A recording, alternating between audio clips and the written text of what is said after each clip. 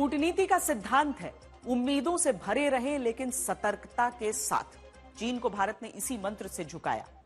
सोचिए, जो चीन 2020 में इतनी बड़ी सेना को लेकर चुपचाप आया, आज 5 साल बाद वो पीछे हटने को मजबूर हो गया है। चीन भले ही दुनिया भर में दादागिरी करे, लेकिन उसे भारत के आगे झुकना पड़ा। एलएसी पर देप्सांग और डेमचोक से चीन की सेना पीछे हटना शुरू हो चुकी है। सोमवार को जब यह समझौता हुआ था, तब कई सवाल पूछे जा रहे थे, जिन्हें लेकर तस्वीर साफ होना शुरू हो गई। 5 साल के बाद हमारी ये फॉर्मल मीटिंग हो रही है। 5 साल बाद मोदी और जिनपिंग की इस मुलाकात के बाद वास्तविक नियंत्रण रेखा से अच्छी खबर आई है। 4 दिन पहले हुए समझौते के बाद दोनों देशों की सेनाएं पूर्वी लद्दाख सीमा से हटना शुरू हो गई। पूर्वी लद्दाख के डेमचोक और देप्सांग पॉइंट्स में दोनों सेनाओं ने अपने अस्थायी टेंट और शेड हटाने शुरू कर दिए हैं। गाड़ियां और मिलिट्री उपकरण भी पीछे ले जाए जा रहे हैं। सबसे बड़ी बात यह है कि पीछे हटने की पूरी प्रक्रिया 28 और 29 तारीख तक पूरी कर ली जाएगी। यानी दिवाली तक वास्तविक नियंत्रण रेखा पर पिछले कई सालों से चला आ रहा तनाव कम होगा। सीमा पार पिछले 4 वर्षों में उत्पन्न हुए मुद्दों पर बनी सहमति का हम स्वागत करते हैं। सीमा पर शांति और स्थिरता बनाए रखना हमारी प्राथमिकता रहनी चाहिए। म्यूचुअल ट्रस्ट, म्यूचुअल रिस्पेक्ट और म्यूचुअल सेंसिटिविटी हमारे संबंधों का आधार बने रहना चाहिए। समझौते के मुताबिक सेनाओं के पीछे हटने के बाद दोनों देशों की सेनाएं लद्दाख के देप्सांग और डेमचोक इलाकों में गश्त कर सकेंगी। पेट्रोलिंग को लेकर भी तारीख आज तक को पता चली है। सूत्रों के मुताबिक इस महीने के आखिर तक पेट्रोलिंग शुरू हो सकती है। इसके लिए 2 शर्तें तय की गई हैं। पहली, दोनों देशों की सेनाएं इन इलाकों में अलग अलग दिन पेट्रोलिंग करेंगी और दूसरी, दोनों देशों की सेनाओं को एक दूसरे को पहले से इसकी सूचना देनी होगी। वहीं पेट्रोलिंग टीम के सदस्यों की संख्या को लेकर भी समझौता हुआ है। India and China have been involved in talks both at diplomatic and military levels to resolve their differences in certain areas along the LAC. Pursuant to the talks, broad consensus has been achieved to restore ground situation based on the principles of equal and mutual security. The consensus achieved includes patrolling and grazing to traditional areas.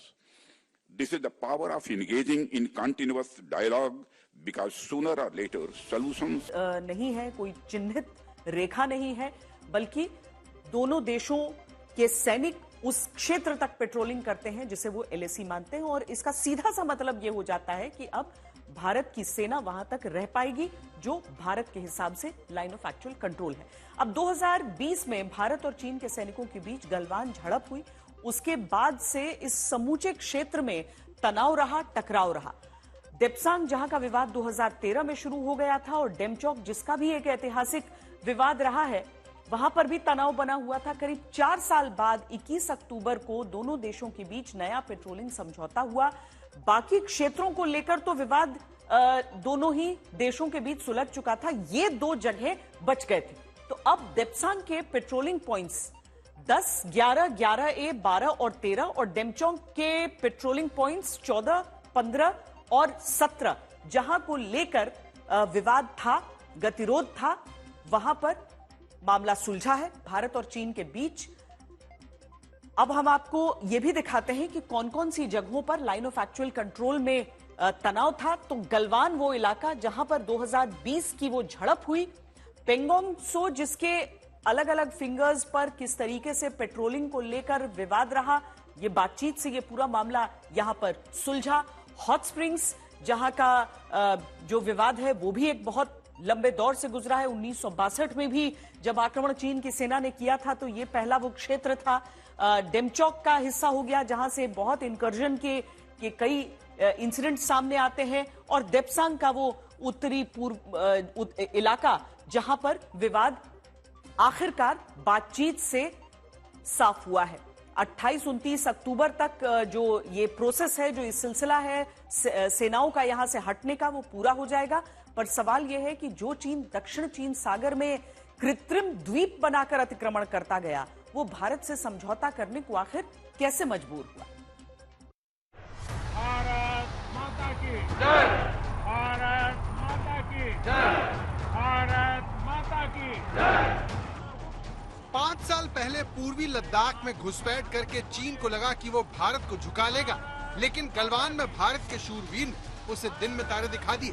इसके बाद 3 जुलाई को PM Modi Galwan के खूनी संघर्ष के 17 दिन बाद ले पहुंचे और 3 बड़ी बातें कही, चीन को साफ साफ शब्दों में चेतावनी दी। वीरता ही शांति की पूर्व शर्त होती है। साथियों, विस्तारवाद का युग समाप्त हो चुका है। इतिहास गवाह है कि ऐसी ताकतें मिट गई हैं या मुड़ने के लिए मजबूर हो गई है। पूरे विश्व ने विस्तारवाद के खिलाफ मन बना लिया है। भारत माता की सुरक्षा को देश सर्वोच्च प्राथमिकता देता है। अब 5 साल बाद प्रधानमंत्री मोदी की सारी बातें सच साबित हुई हैं, क्योंकि जिस चीन ने पूर्वी लद्दाख में भारत को धोखा दिया, उस ड्रैगन के फन को भारत कुचल दिया है। पूरी दुनिया में भारत इकलौता शेर जिसने चीन को गर्दन से दबोचा और उसे समझौता करने के लिए मजबूर होना पड़ा। इस बारे में किसी को भी जरा भी भ्रम या संदेह नहीं होना चाहिए। भारत शांति चाहता है, लेकिन भारत उकसाने पर हर हाल में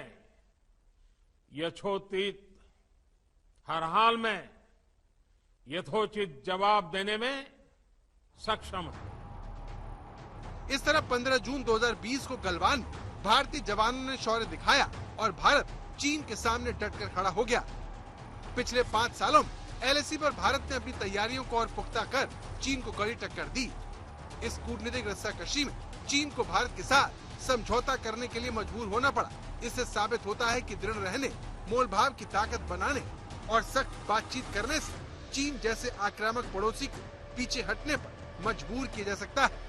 हमारे लिए भारत की अखंडता और संप्रभुता सर्वोच्च है और इसकी रक्षा करने से हमें कोई भी रोक नहीं सकता। चीन को झुकाने में भारत की 2 बड़ी कार्रवाइयों का बड़ा रोल रहा, जिसके बारे में चीन ने सपने में नहीं सोचा होगा। पहली, भारत ने भी लद्दाख में चीन के जवाब के तौर पर कई जगह पर उसकी पेट्रोलिंग रोक दी। दूसरा, भारतीय सेना ने तिब्बत, अरुणाचल के यांगसे सेक्टर और असाफिला जैसे रणनीतिक रूप से महत्वपूर्ण स्थानों पर अपनी सैन्य तैनाती को मजबूत कर लिया, जिससे चीन पर दबाव बढ़ गया और आखिर चीन को झुकना पड़ा और समझौते के लिए राजी होना पड़ा। हमारा मानना है कि भारत और चीन के संबंधों का महत्व केवल हमारे लोगों के लिए ही नहीं, लेकिन वैश्विक शांति, स्थिरता और प्रगति के लिए भी हमारे संबंध बहुत अहम है। गलवान के खूनी संघर्ष ने एक तरह से भारत को चीन की चुनौतियों को लेकर पहले से 1000 गुना ज्यादा संजीदा कर दिया और फिर याद दिलाया कि चीन पर क्यों भरोसा नहीं किया जा सकता।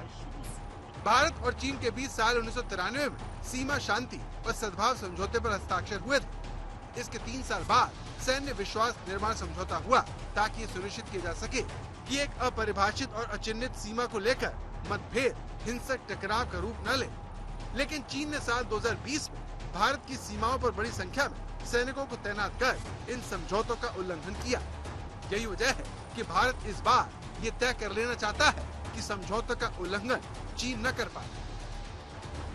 Is a particular need of the day. Prime Minister Modi has emphasized that this is not an era of war. Disputes and differences must be settled by dialogue and diplomacy. Agreements, once reached, must be scrupulously respected. International law should be adhered to without exception. and there should be zero tolerance for terrorism. LAC पर एक तरफ भारतीय सेना थी तो दूसरी तरफ कूटनीतिक मैदान में भारतीय राजनयिक। दोनों तरफ से चीन पर कुछ इस तरह से दबाव बनाया गया कि आखिरकार उसे झुकना ही पड़ा। भारत ने जता दिया कि झुकती है दुनिया, बस झुकाने वाला चाहिए। निश्चित रूप से भारत की एक बड़ी कूटनीतिक और सैन्य जीत है, लेकिन उसे LAC पर लगातार निगाह रखनी होगी, क्योंकि चालबाज चीन भरोसे के काबिल कतई नहीं है। मंजीत नेगी, दिल्ली, आज तक। भारत और चीन के बीच इस तनाव पर समझौता ब्रिक्स की बैठक से ऐन पहले हुआ। इसके बाद रूस में मोदी और जिनपिंग के बीच मुलाकात भी हुई। वहां जिस तरह से पुतिन दोनों नेताओं को साथ लेकर चलते दिखे, वहीं इस बीच कनाडा की वजह से अमेरिका का दबाव भी भारत पर बनते सबने देखा। ऐसे में मोदी का रूस दौरा कहीं भविष्य का बड़ा इशारा तो नहीं?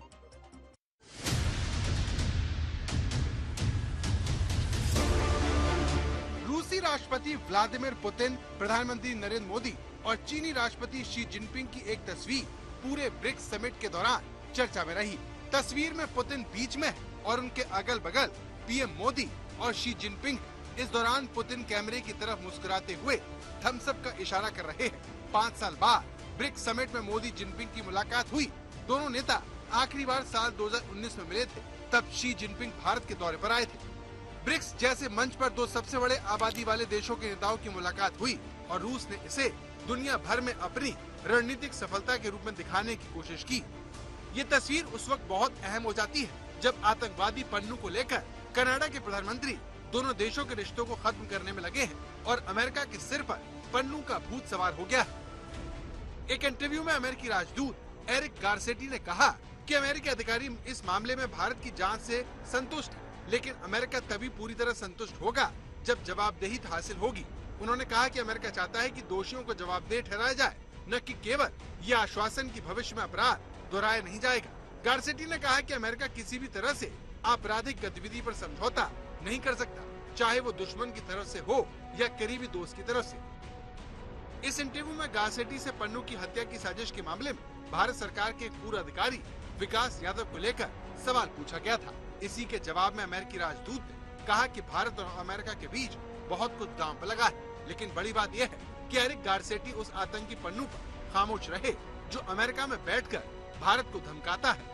इस तरह अमेरिका उस आतंकवादी को बचाने में जुटा है जो भारत में आतंकवादी हमले करवाना चाहता है।